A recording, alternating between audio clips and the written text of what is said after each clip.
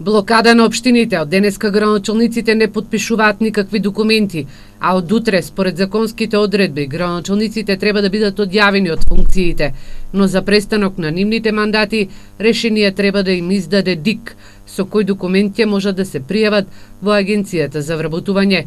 Граначалниците денеска се присутни во своите кабинети. Работата ја координираат раководителите на секторите.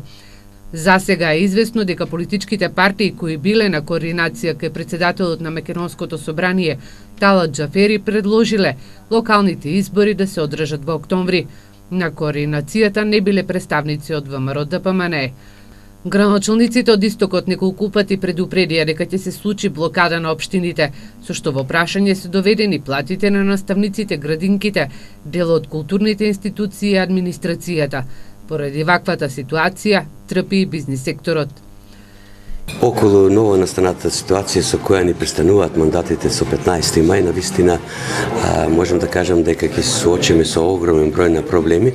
Поготово јас за мојата општина можам да кажам дека во моментот реализираме неколку проекти и во наредниот период навистина ќе биде неопходно подпишување на ситуации за социјал да се исплати на изведувачите. Па од тука ценам дека тоа нема да можам да го правам, а со тоа ќе дојде до застој на истите проекти, а тоа се проекти на кои што ќе мора да бидат завршени бидејќи е отпочнат процесот на работа. Излез од оваа ситуација со локалната самоуправа се гледа само во Македонското собрание, каде што пратениците треба подитно да донесат измени во изборниот законник, со кој на актуелните граначалници и советници им се продолжува мандатот до спроведување на локалните избори. За сега е неизвестно кога тоа ќе се случи.